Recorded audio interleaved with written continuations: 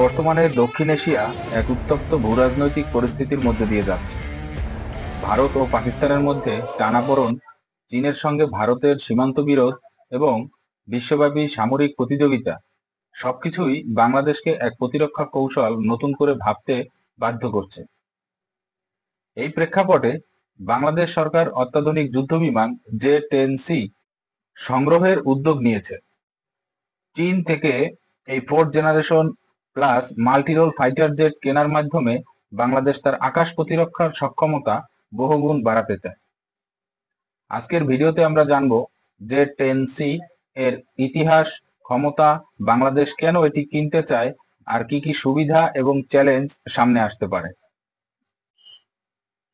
ইতিহাস ও উন্নয়নের পেছনের কাহিনী। যুদ্ধবিমানটির নির্মাতা চীনের চেংদু এয়ারক্রাফট কর্পোরেশন।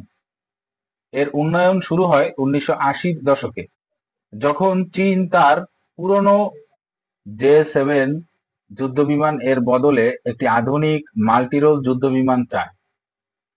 জে-7 সিরিজ চীনের নিজস্বভাবে তৈরি করা চতুর্থ প্রজন্মের মাল্টিরোল যুদ্ধবিমান।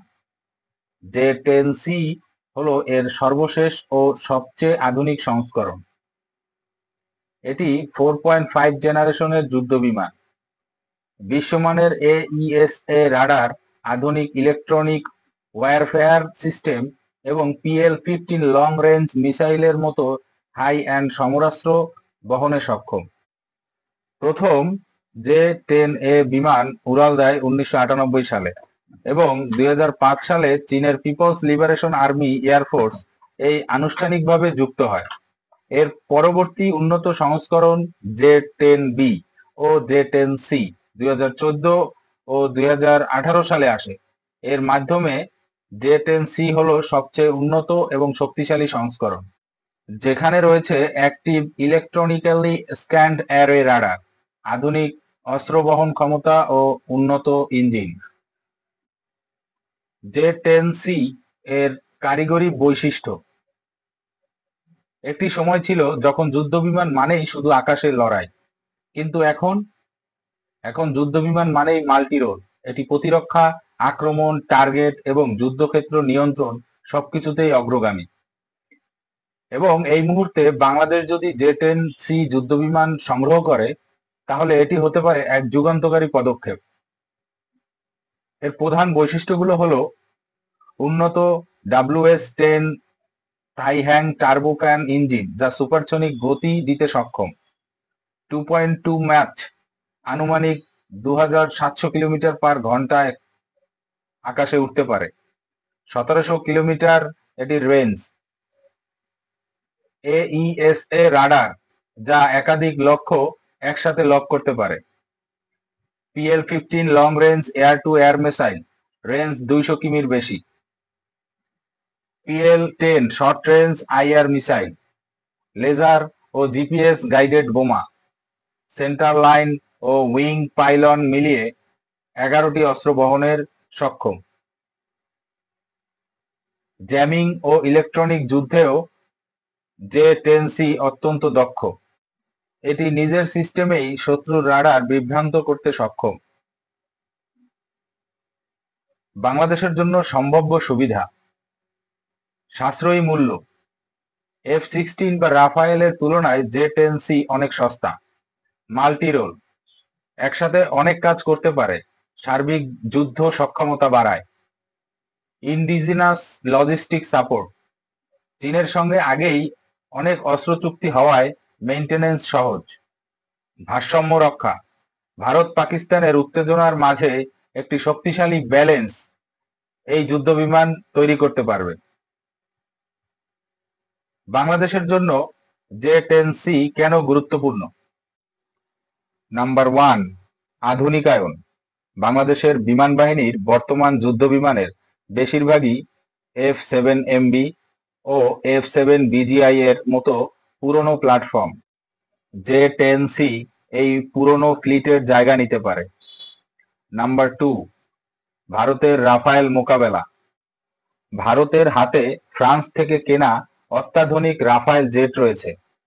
জে-10C বিশেষ করে PL-15 মিসাইল সহ সেই রাফায়েলের কার্যকর প্রতিদ্বন্দ্বী হতে পারে। নাম্বার 3, ড্রোন ও ক্ষেপণাস্ত্র প্রতিরোধ। এইএসএ রাডার ও বিভিআর মিসাইল থাকায় জে-10সি দূর থেকে শত্রুর ড্রোন বা যুদ্ধবিমান গুলি করতে পারে। নাম্বার 4, নতুন পাইলট প্রশিক্ষণ। অত্যাধুনিক cockpit, fly by wire system ও মাল্টিফাংশন ডিসপ্লে থাকার কারণে নতুন প্রজন্মের পাইলটেরা সহজেই আধুনিক যুদ্ধ কৌশল রপ্ত করতে পারবে। নাম্বার 5, চীন ও তুরস্কের প্রযুক্তি স্থানান্তর। শুধু জে-10সি নয়, বাংলাদেশ ইতিমধ্যে চীন ও তুরস্ক থেকে ড্রোন, এমএলআরএস ও লাইট ট্যাঙ্ক সংগ্রহ করেছে। এটি সামগ্রিক প্রতিরক্ষা ব্যবস্থার জন্য একটি বড় বুস্ট। চ্যালেঞ্জ ও সীমাবদ্ধতা। তবে সব সুবিধার সঙ্গে কিছু চ্যালেঞ্জও রয়েছে। নাম্বার 1, ব্যয় ও রক্ষণাবেক্ষণ। জে-10সি একটি জটিল যুদ্ধবিমান, যার রক্ষণাবেক্ষণ ও অপারেটিং কস্ট তুলনামূলকভাবে বেশি। নাম্বার 2, চীনা প্রযুক্তির উপর নির্ভরতা।